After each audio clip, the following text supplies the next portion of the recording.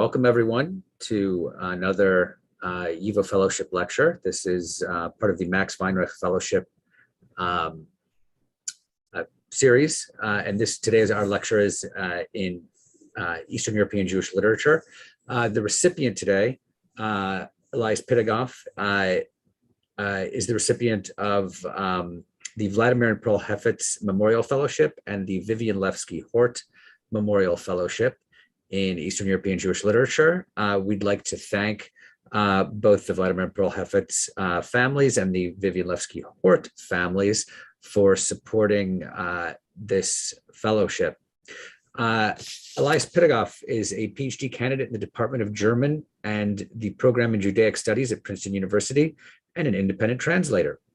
His research focuses on theorizations of aesthetics and politics in German idealist philosophy, with particular attention to how this has informed contingent views of the relation between politics and aesthetics in German, Yiddish, and Yiddish language cultural production since the quote-unquote Enlightenment.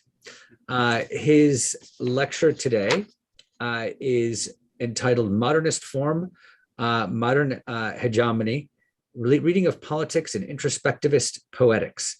And again, if you do have questions, please put them in the Q&A section, not in the chat. Please welcome everyone, Elias Pitegoff. Thank you. Yeah, thank you so much to Dr. Portnoy and to the YIVO Institute and everyone involved in making this possible. The archive at YIVO was really sort of incredible, like something, yeah, it's like a treasure, truly. And I'm so excited to have had the opportunity to work through a lot of material, some of which I'll share with you today. Yeah, so basically the primary focus of my talk will be a vanguardist literary movement of Yiddish writers in New York, known as the Inzikhisten, the Introspectivists. So in 1919, they became the first Yiddish writers to launch their literary movement with a manifesto, a commanding assertion of poetic principles and what they took at the time to be their fundamentally novel, or their fundamental novelty, both within the Yiddish literary tradition and as a literary phenomenon in general. In 1920, they launched their journal, Inzikh, in oneself, which ran through the early 1940s. So somewhat unexpectedly, this journal became the backbone of my archival research at YIVO.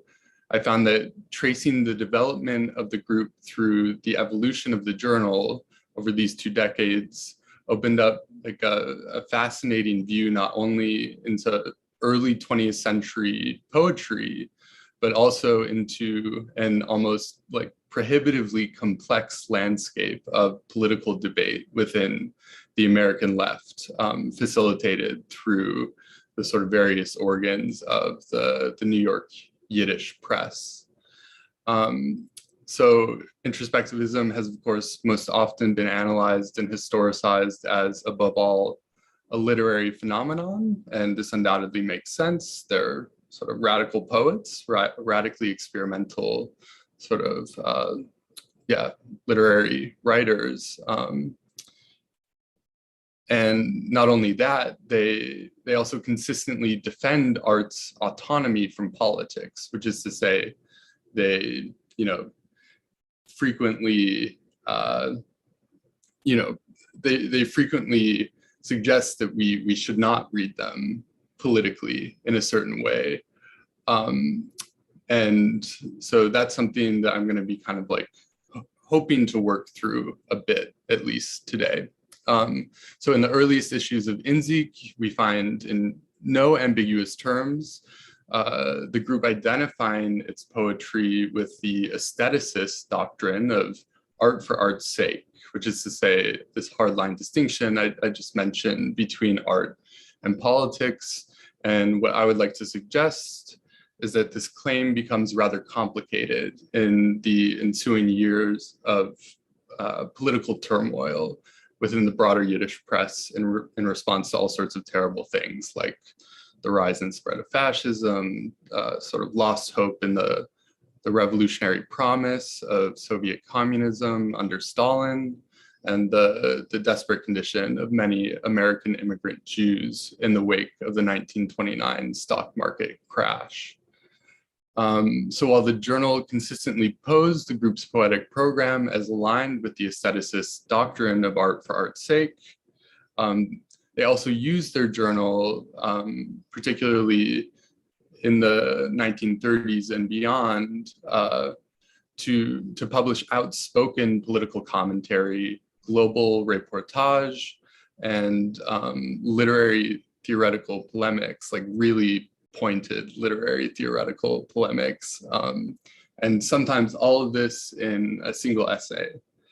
There is, in other words, what you might call an uncomfortable proximity between poetic cadence and political current in the pages of the Inzikh journal. So what I'll try to show today is that largely in response to these political exigencies, key figures in the introspectivist movement transformed their early aesthetic doctrine describing a poetic ideal, art for art's sake, into a description of the political reality of Yiddish culture in general. That the history of Yiddish culture is the history of enforced exclusion from any political avenue of liberation. And this historical fact becomes the basis of what one of Introspectivism's founders, Arne Glantz Leelis, recodes as a strategic advantage in a general struggle against oppression. That the very presence of Yiddish culture outside of politics becomes the effective, in his words, symbol for a general struggle for human liberation. So there's a lot to unpack there. I don't know that we'll get to all of it today, unfortunately, but I'm gonna do my best to kind of like bring us there, and I really hope to receive any questions from the audience. So I'm gonna start by giving a brief background on the history of Yiddish literature in America, beginning with the literary movements that precede Inzikh, the Schwittshop-Poeten and Die Junge. And then I'll move into first how sort of early essays in Inzikh position themselves relative to these preceding poetic programs, and particularly sort of an early tension that you find in their embrace of the notion of art for art's sake. That there seems to be a sort of social element within their articulation of art for art's sake that isn't sort of aligned with the classical aesthetic theory of that. And then we'll fast forward to a sort of a summary view of this kind of moment of transformation of the doctrine to a sort of description of the political position of Yiddish culture in general. And if there's time after that, I can try to indicate sort of how I locate this within a sort of broader research agenda in my dissertation. So Yiddish literature in America was largely incubated within the excuse me, take a sip of water.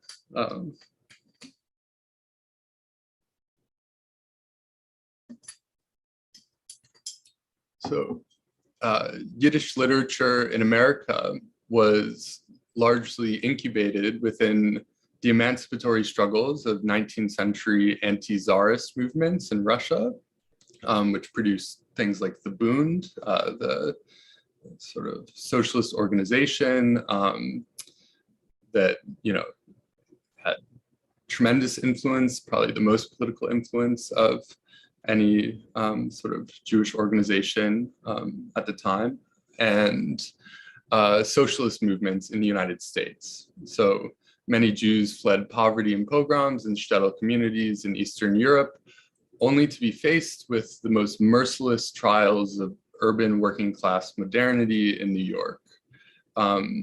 This really striking fact I learned somewhat recently this year was that the 1900 US Census recorded that in the Lower East Side tenement districts, there were 1,100 people per acre, making it the highest recorded population density in the globe at that time, which of course leads to just sort of the most unhygienic and hazardous conditions that one would have to cope with just sort of in domestic life.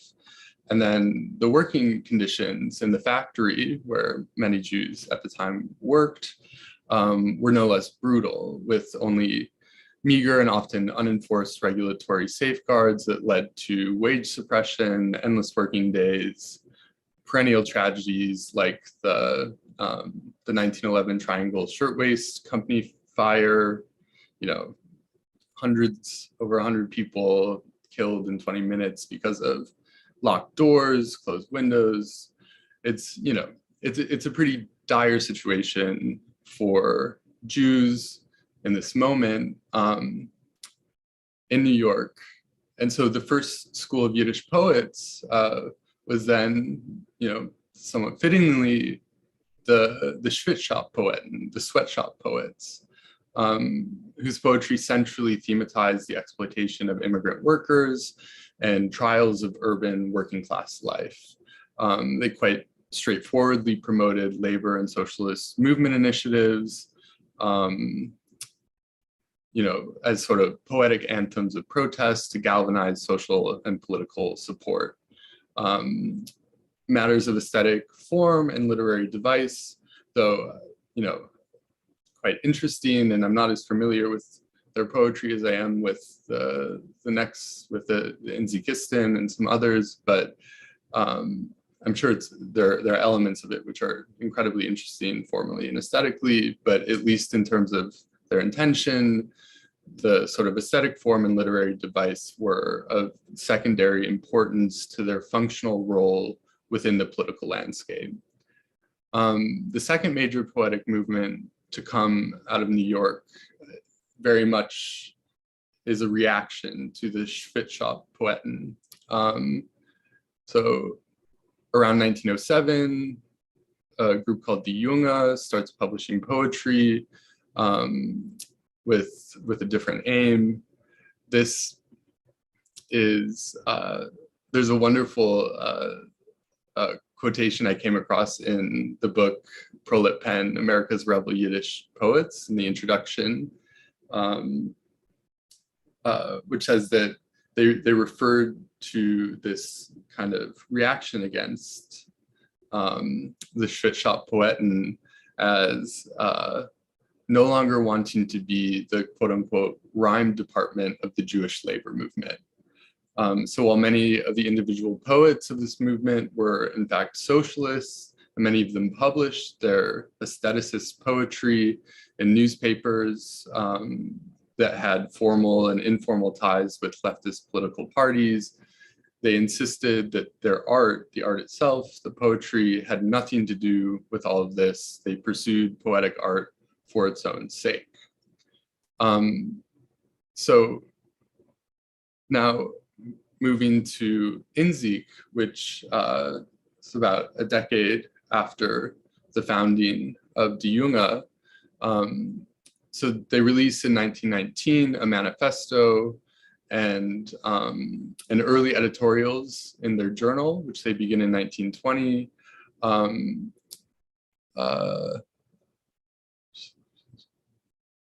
positioning their movement as in many ways a kind of modernist sublation or transcendence of these past movements. In a 1920 article in Inzikh, an overview of Yiddish poetry, Yankov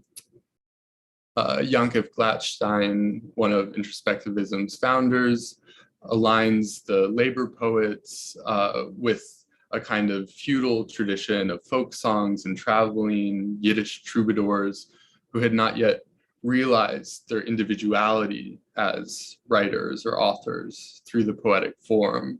You know, poems and stories in the shtetl, he says, were transmitted orally and did not yet conceive of the notion of individual creation. So the labor poets' poetry was content-driven and unprogrammatic in its aesthetics, and drew largely from Yiddish as a spoken language, not a sort of like tradition of writing in books published, canonized, and so forth. So the critique in general, one of the critiques of this kind of poetry from the Introspectivists is that it doesn't correspond to the conditions of modern urban immigrant life, that, you know, in many ways, these poets felt sort of divorced from the traditional life they knew in Eastern Europe, and sort of forced into the economic processes and social conditions of kind of alienation in the New World. So this kind of collective sense was no longer a kind of fitting expression of reality for them in American poetry. Die Junge, on the other hand, per Glatstein, was the first Yiddish poetic movement to assert the author's individuality. They speak of themselves and for themselves in disciplined, rhymed meter. By Glatstein's account, Die Junge, quote, understood that they were more important than the community, even more important than art. And in so doing, they refined the language of the people, of the shtetl, into the language of the poet.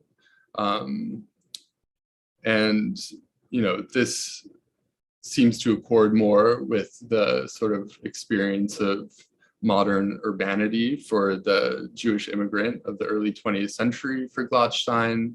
But his criticism is, and he really doesn't sort of like parse words. He's very polemical. The criticism then is that they took this refinement of the language and attention to form too far, that the language was, this is a quote, the language was refined, cut up, and polished, but as a result, it was muddled.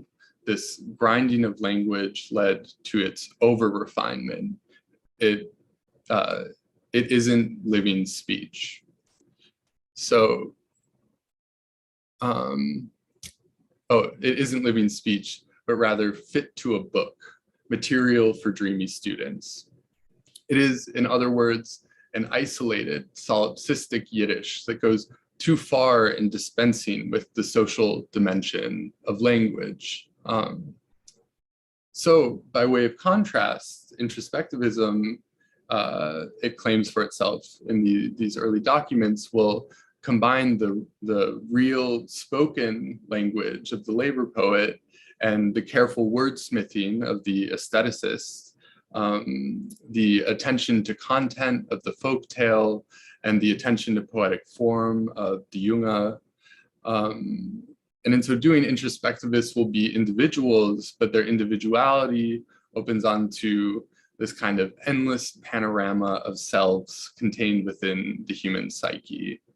And the way that I've sort of come to understand this rather like psychedelic claim of the sort of the multiplicity of the self in the individual, and the sort of kaleidoscopic nature of one's consciousness, is that at least one aspect of it is a kind of meditation on language, that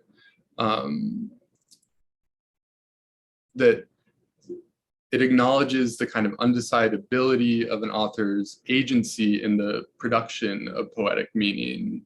Language is a fundamentally social phenomenon. I don't have private speech that I can speak to myself with meaning and no one else. And so in that, yeah, it exists as something between and through individuals. And collectivity, therefore, inheres in language. And the individual's production of language thus reflects, kaleidoscopically, the unique combination of sort of disparately inherited words, phrases, ideas, and lexical units. The psyche, by the introspectivist account, contains hundreds of people, you know? So important for our purposes is that in addition to this sort of rather complex working through of the kind of aesthetic principles that ground introspectivism, is that they, at the same time, sort of reaffirm the principle, at least nominally, of aestheticism, which is to say, if they're trying to be, in many other ways, the sort of the transcendence or sublation of these two sort of poles, the Schwittschop-Poeten and the Die Junge, in this regard, they align themselves completely with Die Junge. So as another founder of introspectivism, Arne Glans-Slealis writes in March 1920, in the journal, literature is art, underscored. And art has its own laws, the highest of which is ... art itself. Literature is not prophecy, not general redemption, not social politics, and not national politics. So, in other words, these early writings suggest a kind of unrecognized tension within the introspectivist program. On the one hand, there's a commitment to reflecting language as it's actually used, that this brings into introspectivist poetry a kind of social element of collectivity as it's reflected, the world as it's reflected through the individual, and whose expression is for reasons that seem not yet to be articulated within the journal, is a vital criterion of true and good poetry. On the other hand, the highest principle for art is art, that this is to serve no social, political, or national agenda. So the question would be sort of, what is the function of this social element in the introspectivist word, and how does it map onto the division between art and politics that the introspectivists will continue to defend, albeit in a much different context. Now, I don't think that a sort of like poetic program or manifesto has to be completely without contradiction, or can be even, but I focus in on this tension in the early formulation of introspectivism's poetic program, because I think what we see in the coming years is a kind of development of that tension into something that's really productive and fascinating. So yeah, so what we find in the ensuing decade is, you know, sort of globally outside of poetics, a tremendous political turmoil within the broader Yiddish press in response to the rise and spread of fascism, lost hope in the revolutionary promise of the Bolshevik Revolution, the Stalin's political purges, which received tremendous attention within the sort of broader Yiddish press. There are like 15 articles on the Moscow trials in Inzikh, and endless debate about, what the sort of fracturing of the Bolshevik Party means for the sort of solidarity that the American left feels toward the communist movement, and particularly among Jews. And the desperate condition of many immigrant American Jews in the wake of the 1929 stock market crash that grievously affected the working class immigrant populations of New York, whose living and working conditions had already been precarious, as I previously alluded to. And through these political circumstances, you see a shift in the introspectivist journal's orientation and attention to politics. So just in the most basic sense, they start writing a lot more political commentary and a lot more global reportage. And the sort of the consistent themes that you see emerging are a critique of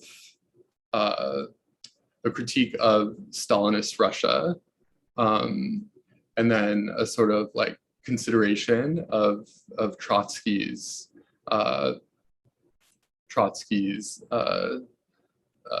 various articles that he publishes in exile, criticizing Stalin, and then you start to see also critiques of Trotsky's critique of Stalin, and then you start to see, a sort of an attempt to account for the origin of fascism, which interestingly, like the sort of volume of criticism that's mounted at Stalinist Russia would seem to suggest that these are like rabid anti-communists. And while that may be true in terms of like the Communist Party, they also register a critique of fascism that's like pretty much completely in line with the sort of like official communist, the official communist explanation, which is to say that the sort of like nationalist organization of the globe under capitalism sort of inevitably devolves into these kind of nationalist paroxysms as the result of the instability of the capitalist market, the exploitation of the working class. So anyways, point being that, what they register is like an incredibly nuanced and sophisticated sort of position of anti-Stalinist leftism. And I think this has been a topic that's largely sort of overlooked in the history, not necessarily of Yiddish or only of Yiddish, but of sort of the history of the American left in general. So anyways, so through these political circumstances, you see a shift in the introspectivist journal's orientation to politics. Most notably, for our purposes, the abstract affirmation of aestheticism as a doctrine of the group's kind of aesthetic program, which initially occurs largely in response to a literary genealogy of Yiddish in America, shifts into a debate within the left Yiddish press between the anti-Stalinist left and the cultural and literary organs officially sponsored by the American Communist Party and subject in certain ways to its oversight. So in this period, roughly beginning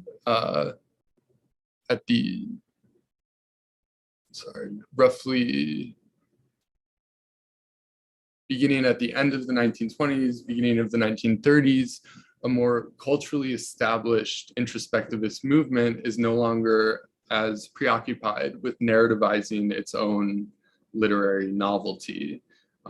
There's a marked increase in the number of the journal's pages devoted to cultural commentary and political polemic. Among the most consistent objects of critique is Jewish assimilation. And the political allegiances voiced in these critiques appears to our eyes today, or at least to mine at first, as almost prohibitively complicated.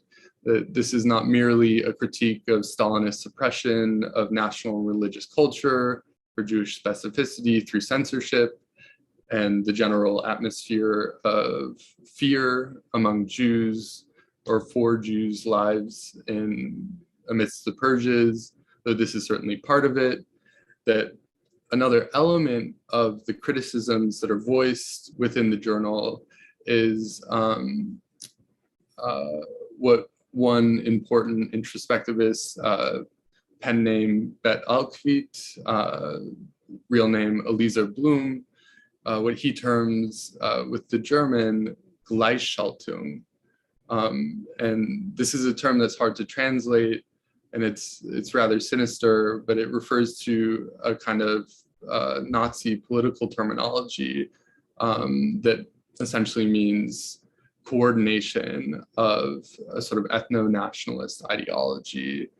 And many of the introspectivists are kind of unequivocal on the following point, that the sort of ostensible opportunity for upward mobility offered to the poor and working class Jews and all ethnic minorities in America sort of secretly entails a kind of hidden regulation of history and culture, a kind of assimilation, one that's sort of theoretically connected to this sort of perverse and most extreme manifestation as Gleichschaltung in Nazi propaganda, that a coordination of national sentiment, and what this entails is a coordination of national sentiment according not to history, but to territorial boundary, not to the nation per se, but to the nation state.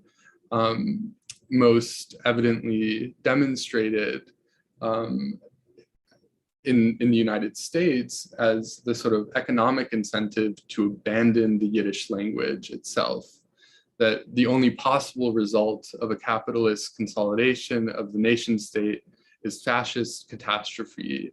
And as Elias puts it in a 1939 piece called The Political Credos of the Yiddish Writer, that, oh no, somehow I'm missing this quote, but the quote is like, he has this metaphor of fascism as sort of capitalism. What is it? It's like, fascism is capitalism turning in on itself, is sort of this moment of self-destruction in the period of, I think, what he calls capital profit hunger. So, and on this point, they're very much aligned with the sort of official communist doctrine. And so basically, it'll take, I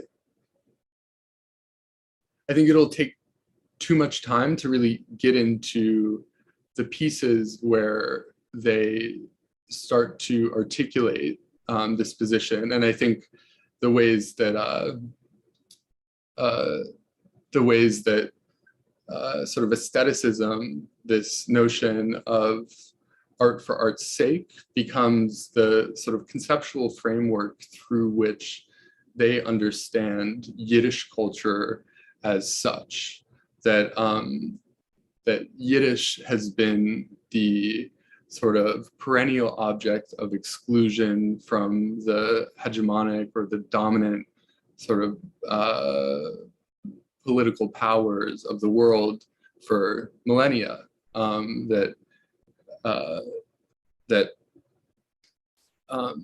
As a result of this, the language itself, this language that has this social dimension, which they mention in the earlier part of their journal, or the earlier years of their journal, but don't seem to know how to sort of reconcile it with art for art's sake, that this social dimension is in fact a kind of a point of access to a long sort of history and archive of struggle and of survival, and that could easily sound, I think, like a kind of fetishization of one's own national tongue and national existence. That there's some element of the divine that they're alluding to, which they allude to it sort of metaphorically, I would argue, but they're also very clear that like this position of Yiddish, of being an archive of the sort of like long history of exile, that the language itself is the kind of reflection of that history, that this is purely a historical determination, that that this is a historical determination, and that it doesn't just immediately lend itself to a kind of crude traditionalism, that you can't just sort of like follow the history of Yiddish convention in some superficial or dogmatic way. That Alkavit has a really wonderful a really wonderful essay in the 49th issue, 1939, where he talks about how the writer is, what does he say? It's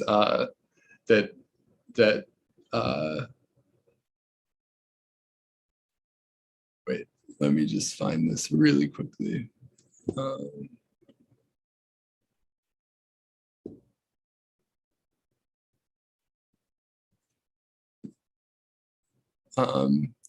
Oh yeah, that convention sees in tradition only decoration.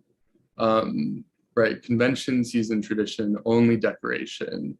And I think the idea here is that, like, to be a Yiddishist, to engage in this tradition of struggle, of sort of perennial exile, survival, and a kind of, what at times for religious Jews is coded as a messianic hope, that the sort of like true manifestation of, or the true sort of carrying forth of that tradition would entail a kind of like close reading, that a hearing of the language and a reading of the language that sort of works past the ways that it gets sort of turned into a cliche, or sort of entered superficially into the sort of assimilated portion of the Jewry. So I'll just briefly, that's like a kind of general overview of sort of some of the ways that they seem to be working through that initial tension between the social aspects of language, and particularly the language that they aim to sort of produce and capture within introspectivist poetry, and the sort of notion of art for art's sake. Oh yeah, and then the other component of it is that, in political credos of the Yiddish writer, and repeatedly in the later issues of the journal, Leigh Ellis describes it as a moral imperative that the Jews are not political, that in fact, this sort of exclusion from politics that is the sort of historical fact over many millennia, that this needs to be sort of turned on its head and sort of embraced as a refusal of the kind of desire for political power. And that as a result of this kind of solidarity and refusal, which he envisions for Yiddishism, he goes on to describe Yiddish in Israel in a different article in British Mandate Palestine. He's giving a review of an anthology of Yiddish literature that was published in British Mandate Palestine, and he seems overjoyed. And he's, at other times voiced really sort of stark criticism at the nationalist project of Zionists, and more particularly the sort of Zionist Hebraism that tries to sort of erase Yiddish as, this exilic tongue.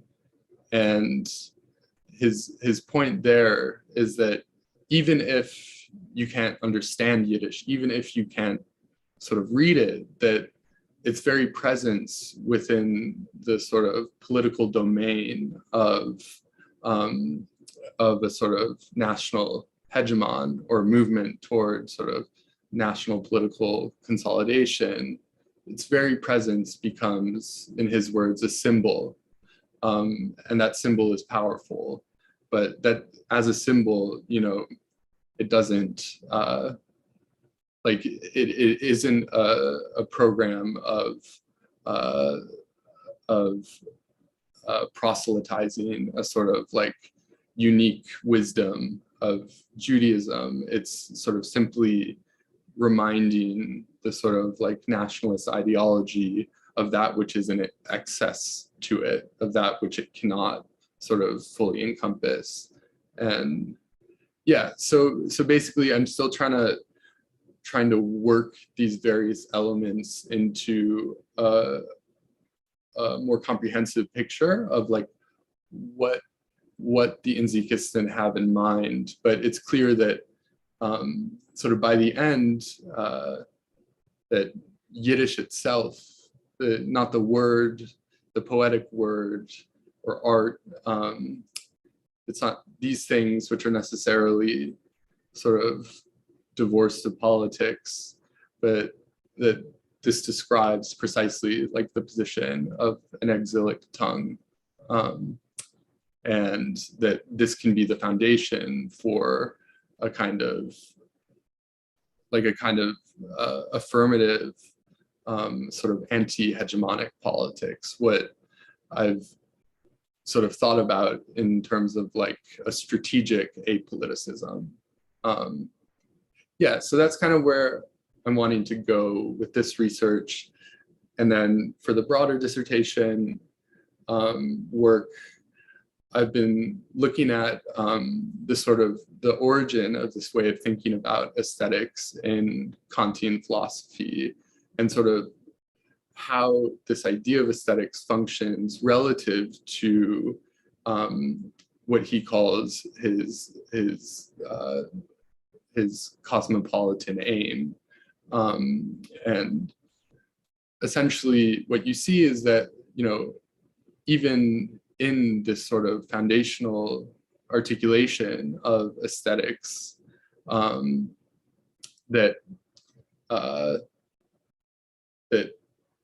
is supposed to sort of create a firm boundary between aesthetics and politics, it still plays a kind of secret civic function within sort of Kant's imagination, that the sort of appearance of aesthetic beauty, he says, is supposed to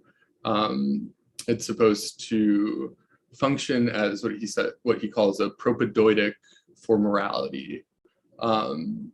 And what that means is it kind of trains the muscles, so to speak, of sort of moral thought, which is both a necessary precondition and something that can only be sort of accessed within the state. And the state in turn becomes the sort of unit which needs to be maximized on the sort of finite territory of the globe to secure the conditions for, this sort of cosmopolitan aim.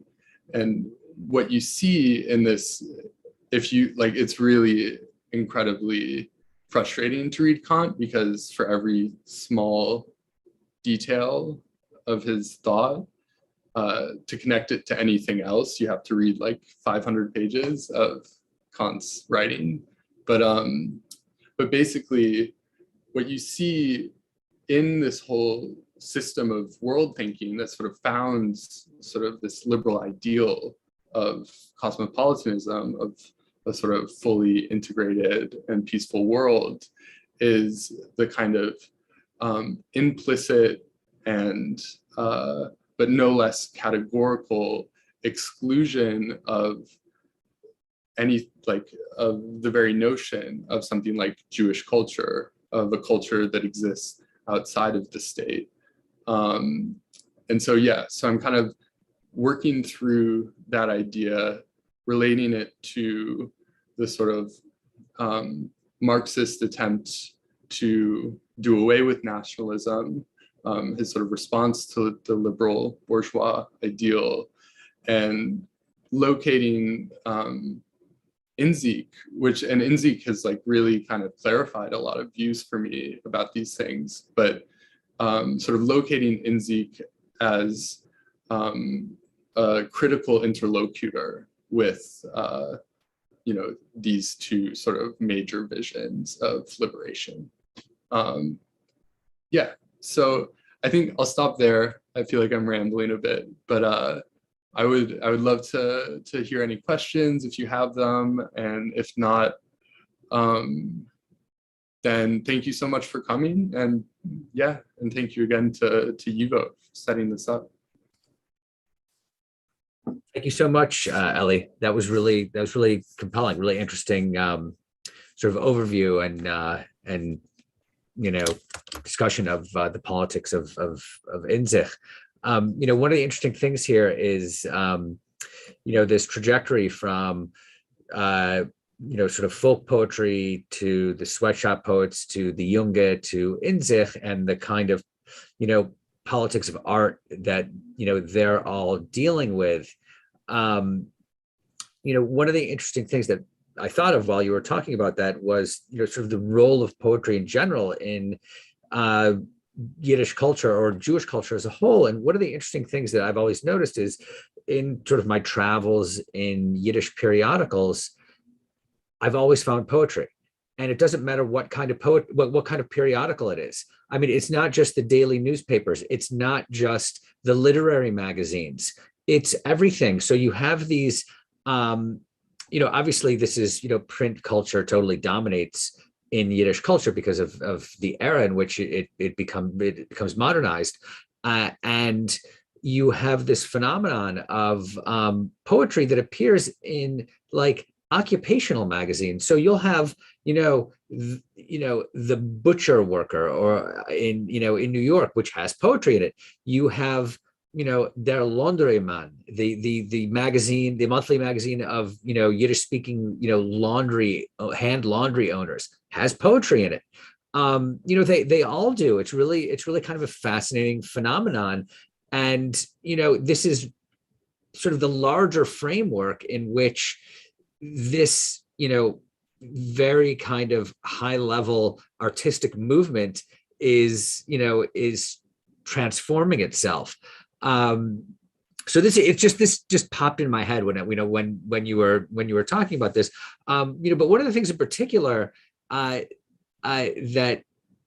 is I wanted to ask you is about the politics of Inzikh and its role as far as poetry goes. So obviously, their initial reaction to politics was that it should not be part of art, which is, an aesthetic affair, and it should be left out. But then, as you say, they delve into it, ultimately because they're forced to in a certain way. But it seems that they're delving into it via the essay and not necessarily via poetry. And so, I mean, obviously you can compare their poetry or at least juxtapose it against, communist poets of the same era where it's all politics. So I'm just wondering if you could speak to that a bit, that phenomenon a bit, whether it's, what's happening with poetry versus essays and how these politics, in what formats they play out. Yeah. Yeah. I mean, it's certainly true. Like the kind of, there's a transformation not only of sort of like within the journal itself. The early issues contain a lot of poetry and a few essays, and by I think 1929 there's also a sort of transition from poetry also to prose, to Yankov Gladstein's serially produced novel Venyashis Gavorn.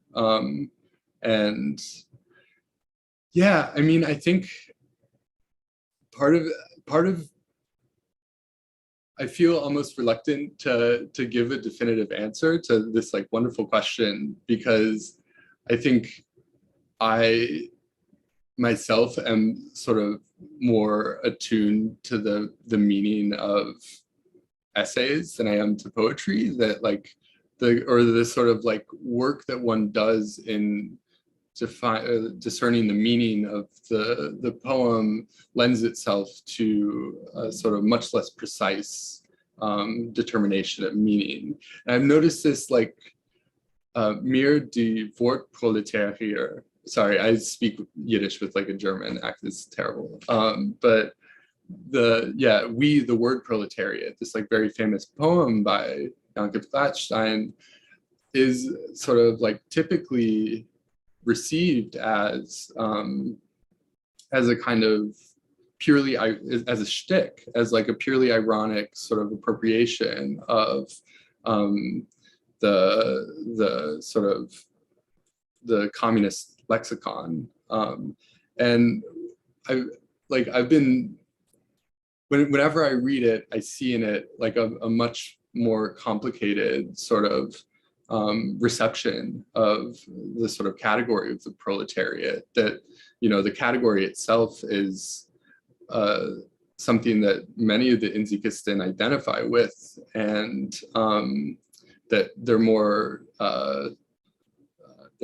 resistant to the sort of ways that gets claimed by a specific party. So yeah, I think like for my purposes, I like focused on the essays, and there's so much you could sort of do with the poems, but I felt like that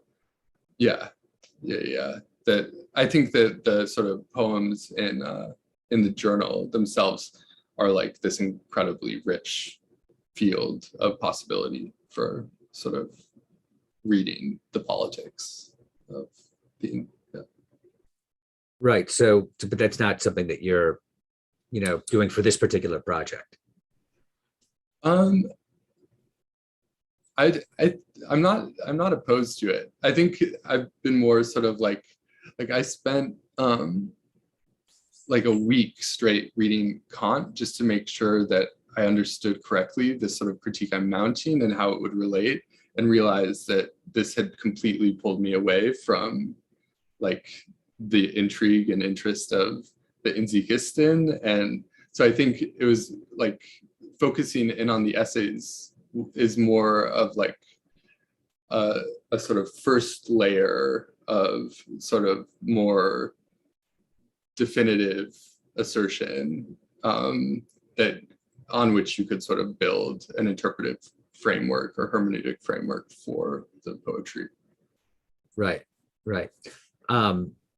Also, I just want to say that if anyone in the audience has a question, please put it in the Q&A. and we'll get to that. One other question I had for you is, you noted the Inzikhists' sort of, I guess, antipathy to statism, to the state. And,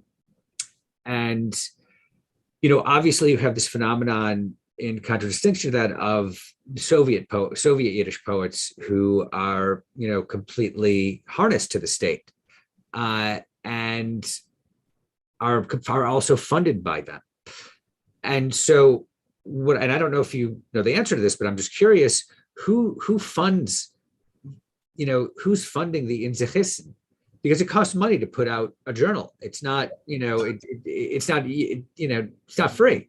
So, and obviously, they have to fund it somewhere. So I'm just curious, where it comes from and who's handling it. Yeah, I know initially that like the first issues were funded by like a friend of Elias, that they received a donation from like a sort of sympathetic or a poetry loving sort of successful businessman. But I'm not totally sure how they fund the later sort of tranches of the journal. But it's a great question. Right. Yeah. I'm just curious, All right. Well, we don't seem to have any further questions. So thank you kindly. This was a really interesting talk, and I look forward to the eventual publication of your dissertation, as do other people as well. Once again, this is the Max Weinreich Center Fellowship Lecture in Eastern European Jewish Literature, presented by Elias Pitegoff, who's this year's recipient. This was the Vladimir and Pearl Hefetz Memorial Fellowship, or it was funded rather by the Hefetz Memorial Fellowship and the Vivian Levsky Hort Memorial Fellowship. So we thank them. If you liked what you saw or heard, please consider donating to YIVO, because we of course can't bring these lectures to you without support. Thanks again to all of you, and we will see you at the next lecture.